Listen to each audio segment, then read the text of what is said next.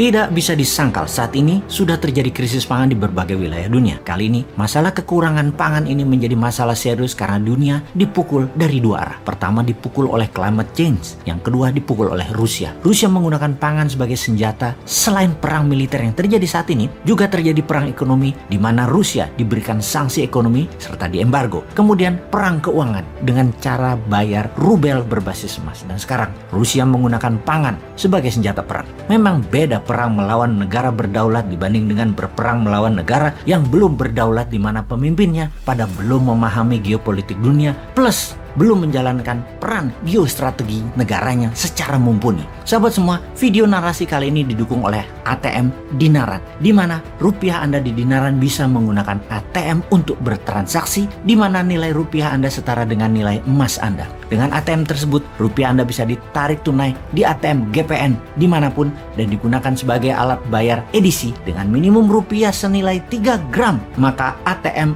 ID Cash GPN akan dikirim ke alamat Anda dimanapun. Kembali ke topik utama kita. Rusia menggunakan food sebagai senjata perang atau lebih dikenal dengan food warfare. Sebuah fakta yang dihadapi saat ini di belahan bumi manapun, harga pangan meningkat naik tajam dalam beberapa bulan ini. Di beberapa negara, kekurangan pangan ini merupakan life threatening atau ancaman nyawa karena memang sudah sangat kekurangan, di mana diperkirakan di dalam beberapa bulan ke depan 300 juta jiwa di beberapa wilayah dunia akan mengalami kelaparan seperti di Afrika, Asia Barat, dan Amerika Latin. Dan kalau tidak ditangani segera dalam beberapa bulan ini, dunia akan mengalami masalah pangan dalam dekade ini. Untuk hal ini, tidak ada satupun negara yang bisa menyelesaikan masalah pangan ini sendiri. Yang jadi pertanyaan, apa penyebab kekurangan pangan ini? Ketika dunia saat ini terjebak dalam multi-front war atau beragam bentuk perang, ternyata penyediaan pangan menjadi senjata perang atau food weaponized. Salah satunya dengan menahan gandum, dan Amerika menuduh Rusia untuk hal ini. Gandum adalah makanan utama di berbagai wilayah seperti Afrika Timur, Afrika Utara, Asia Barat, Eropa, dan Amerika tentunya.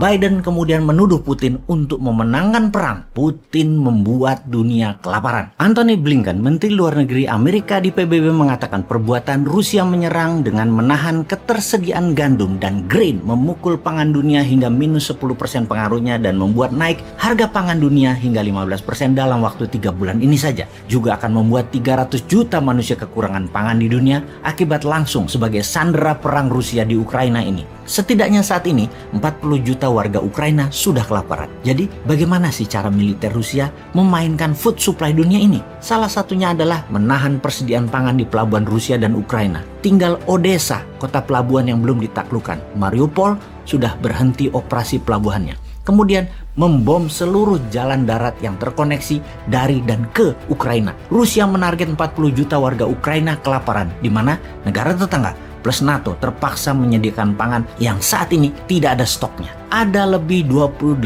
juta ton gandum dan grain tertahan di pelabuhan Odessa dan Mariupol. Kemudian pabrik serta ladang gandum dan ladang grain terus dibombardir Rusia. Kita semua tahu 28 juta ton ini bisa untuk memberi makan 200 juta manusia dalam setahun di seluruh dunia. Sementara gandum Rusia merupakan penyedia kebutuhan 30% dunia, dan ini juga ditahan tidak dikirimkan ke seluruh dunia. Total penahanan gandum oleh Rusia dan grain oleh Rusia atau produksi Ukraina dan Rusia bisa membuat 400 juta manusia di dunia ini kelaparan. Dengan tuduhan Amerika dan Eropa atas tindakan Rusia yang mengakibatkan dunia kelaparan, apa jawaban Moskow? Sesungguhnya Amerika dan sekutunya lah yang disalahkan karena mengembargo dan memberikan sanksi ekonomi ke Rusia. Aslinya yang membuat food supply dunia bermasalah sekali lagi adalah perilaku Amerika dan sekutunya yang mengembargo dan memberi sanksi ekonomi ke Rusia. Ada lebih 10.000 sanksi ekonomi dijatuhkan ke Rusia yang membuat bukan saja gandum tidak bisa dikirim, namun banyak lagi jenis pangan lain yang terhalang,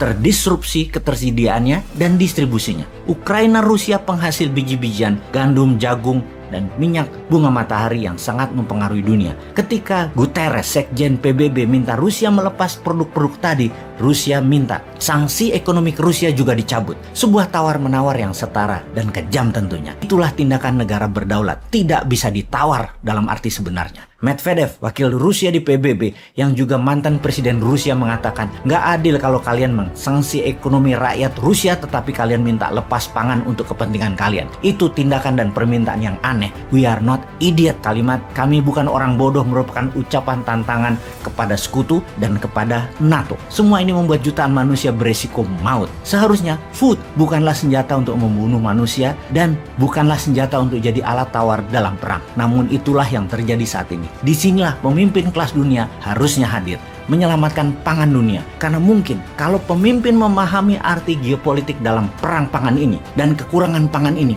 Indonesia sebagai negara bermatahari 100% dalam setahunnya di wilayahnya, dan juga wilayahnya mengandung air tawar lebih dari 90%, pupuk organik dari tumpahan Gunung Merapi, bisa menjadikan Indonesia kekuatan pangan dunia sebagai the biggest food country. Hal ini, sahabat semua, semoga pada paham.